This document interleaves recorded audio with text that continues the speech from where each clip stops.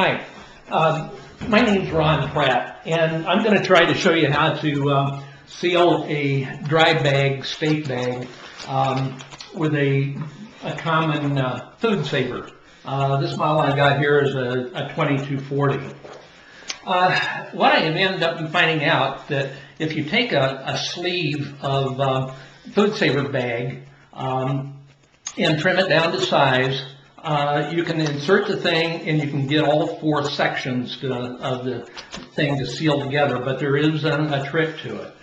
First of all, I took a piece of 11-inch food saver bag and trimmed it down to the width of the dry bag, which happens to be 9 inches and 7/8, so 9 and 7/8 inches.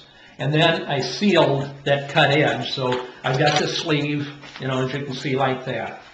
Now, insert it inside the bag, and since I didn't have a piece of meat to do this little demonstration with, I'm just going to seal up some plain old bottles of water. And the key is to get this in there flat, because what we're going to do, we're going to suck the vacuum down. But here is the key that I found. Make sure that the sleeve is inside, at least say about a ½ inch further inside the dry bag. I don't know if you can see, hopefully you can see that that's about a ½ inch or so. Because we're going to be doing a double seal, so that's very important. Now, these buttons on the top of the food saver, you've got a moist setting or a dry setting. I discovered that the moist takes a little longer to seal, which means that it welds the four pieces of plastic together.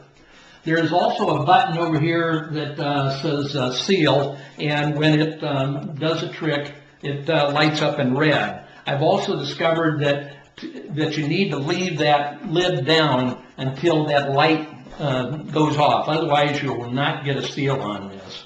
So anyway, we've got our sleeve in there. Now, bear with me, I'm going to turn this thing around. Hopefully I'm not covering up the camera too much, and you'll be able to see what all I'm doing. But open up your lid and scoot the bag up there. And again, so you've got at least about a ½ inch of the dry bag sticking out over the length of the food saver sleeve.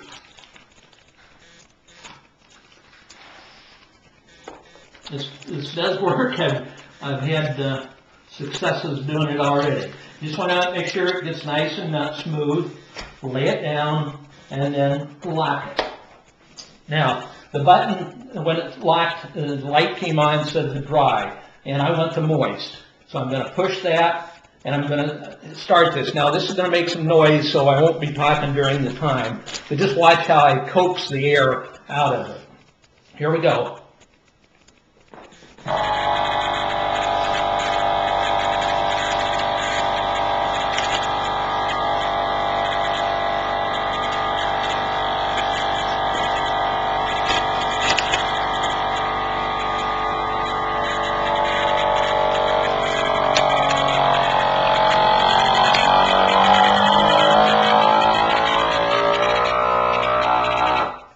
Now, see how that red light's on? Keep that on. As soon as that goes off, then we do the next thing that we've got to do quickly, and it's the important part. There, it went off. Open it up. Move it back. So you're going to be sealing just the dry bag edge on the regular seal. The dry light comes on this time. That's fine. Just go ahead and seal it.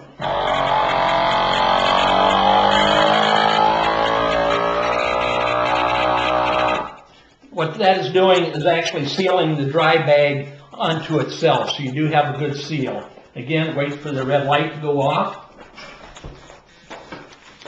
Check to make sure that your seal is good across there, that it's just got the dry bag sealing it in it only. And there you have it. You have a good vacuum. So I hope that helps. Again, a 1/2 inch sleeve. The sleeve itself I made like about 4.5 inches long. This obviously is one of the smaller dry bags, but the same principle works with a large one. So I hope that helped. Goodbye.